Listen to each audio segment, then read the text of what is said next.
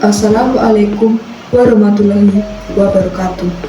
Shalom, Om Swastiastu, Namo Buddhaya, salam kebajikan. Selamat pagi, salam sejahtera untuk kita semua. Yang terhormat Bapak Dr. Hari Wahyono, Magister Pendidikan, selaku dosen mata kuliah berbicara publik, dan teman-teman yang berbahagia.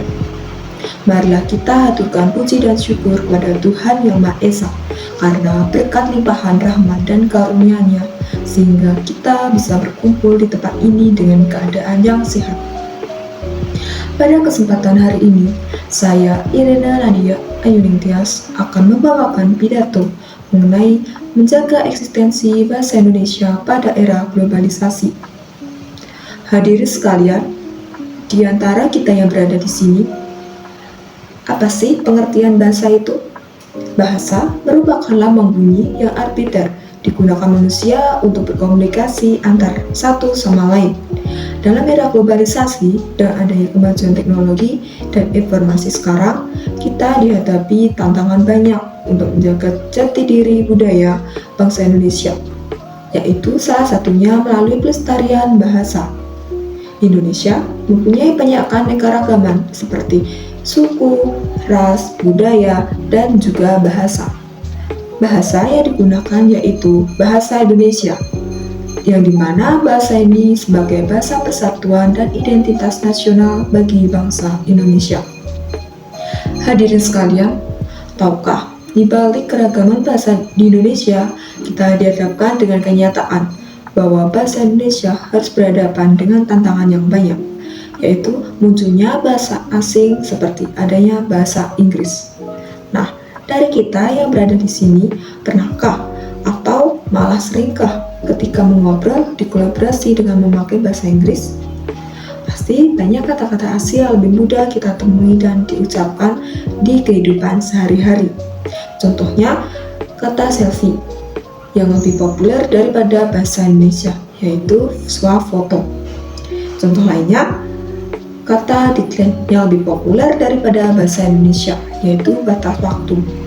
Hal tersebut menunjukkan bahwa globalisasi tidak hanya mempengaruhi pola pikir kita, teman-teman, tetapi juga bagaimana cara kita untuk berkomunikasi.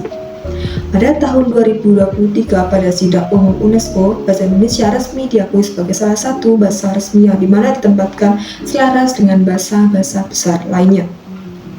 Kemudian, apa yang bisa kita lakukan untuk menjaga eksistensi bahasa Indonesia di era globalisasi sekarang?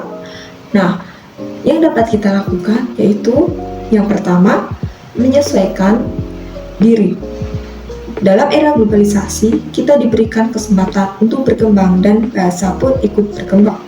Ketika menggunakan kosakata baru yang muncul dari berinteraksi dengan bahasa asing, bukan berarti kita terus mengabaikan bahasa Indonesia, tetapi malah menambahkan keberagaman bahasa Indonesia, di mana menjadi lebih dinamis dan mampu berbicara dalam konteks global. Yang kedua, memiliki jiwa menghargai bahasa Indonesia sebagai identitas bangsa. Seperti yang disampaikan sebelumnya, bahasa itu merupakan simbol dari keberagaman budaya, dan tanpa adanya bahasa, kita tidak pernah bisa memahami dan mengenal satu sama lain secara utuh. Banyakkah saja apabila kita berbicara menggunakan bahasa yang berbeda-beda, apakah kita dapat membangun persatuan yang erat dan kokoh? Pastinya tidak, teman-teman. Lalu, yang ketiga, bangga menggunakan bahasa Indonesia. Pada era globalisasi ini, informasi begitu cepat tersebar, entah melalui media sosial atau media online lainnya, di mana kita dapat memperkenalkan bahasa Indonesia kepada banyak orang melalui media sosial tersebut. Jangan sampai kita menjadi penerima informasi berbahasa asing, tapi jadilah pendorong yang membawakan bahasa Indonesia ke digital global. Mulailah bangga dengan menggunakan bahasa Indonesia dalam berbagai situasi. Hadirin sekalian, bahasa Indonesia tidak hanya alat komunikasi antar manusia, tetapi bahasa Indonesia telah menjadi bagian dari jiwa bangsa.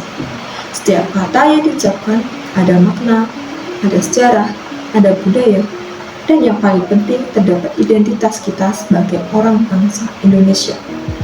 Oleh karena itu, marilah kita menjaga dan melestarikan bahasa Indonesia secara kreatif dan cermat.